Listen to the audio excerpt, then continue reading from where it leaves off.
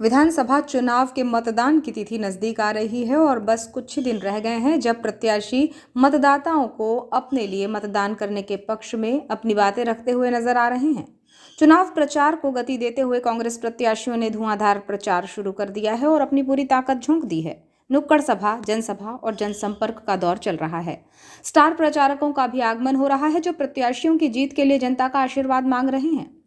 बात करें बालाघाट विधानसभा क्षेत्र क्रमांक 111 की, तो यहां से कांग्रेस प्रत्याशी अनुभा मुंजारे ने भी डोर टू डोर जनसंपर्क कर अपनी विजयश्री के लिए जनता जनार्दन से आशीर्वाद मांगा और नुक्कड़ सभा के माध्यम से अपने विचार मतदाताओं तक पहुंचाए। इसी कड़ी में कांग्रेस प्रत्याशी अनुभा मुंजारे ने नगर के वार्ड क्रमांक 3 और 10 में जनसंपर्क किया और वार्ड क्रमांक 10 में टीपू सुल्तान चौक में जनसभा को संबोधित किया, जहां देर रात होने के बावजूद भी वार्डवासी काफी तादाद में अनुभा मुंजारे को सुनने और उनका स्वागत करने के लिए मौजूद रहे।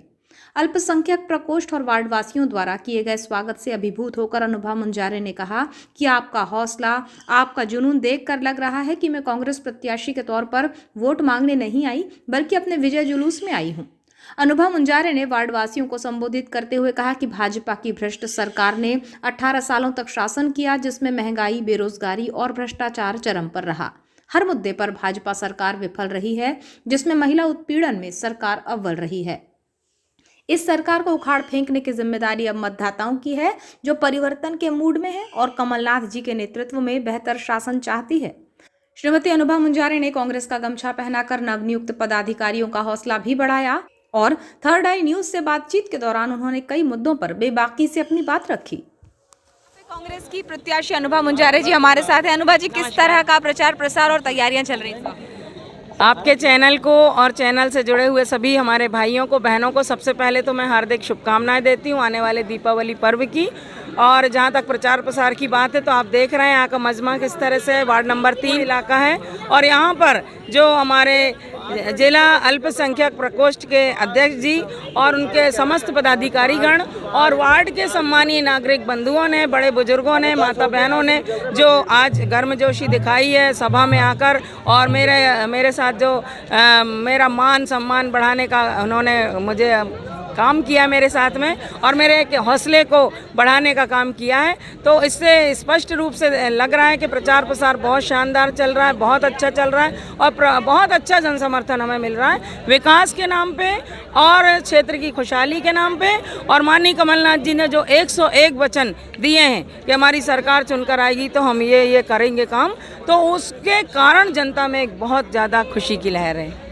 यहाँ पर किस तरह का जन समर्थन मिल रहा है ये तो आपने हमें बताया, लेकिन आप पूरे क्षेत्र में घूम रही हैं और लोगों से मिल रही हैं, हर वर्ग के लोगों से मिल रही हैं, तो किस तरह का आशीर्वाद मिल रहा है और किन मुद्दों को लेकर आप उनके साथ जा रही हैं? देखिए, मेरा मुद्दा हमेशा से विकास रहा है। सड़क से सदन तक आम जनता की आवाज़ को बुलंद करना ये मेरी जिम्मेदारी रही है और मैं आप यही विश्वास दिलाती हूँ सबको कि मैं जिस तरह से काम कर रही हूँ, जनता के बीच में जाना आना मेरा है निरंतर चल रहा है, उसके को देखते हुए कि मुझे पूरा समर्थन बेहतरीन तरीके से मिल रहा है। हमारा विधानसभा क्षेत्र 3 हिस्सों में बना हुआ है, तो 3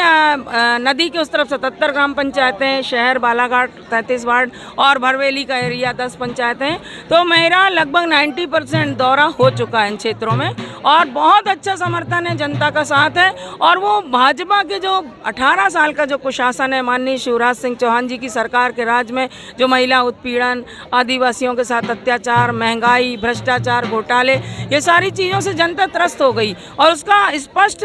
जो उसकी झलक हमारे क्षेत्र में भी देखने को मिल रही। तो निश्चित रूप से मुझे बहुत अच्छा समर्थन मिल रहा है, प्रचार प्रसार बेहतरीन चल रहा है और ये चुनाव अनुभा मुंजारे का नहीं है, ये जनता का चुनाव है और जनता इस चुनाव को लड़ रही है और मुझे विश्वास है कि इस चुनाव को हम बहुत भारी मतों से जीतेंगे। धन्यवाद।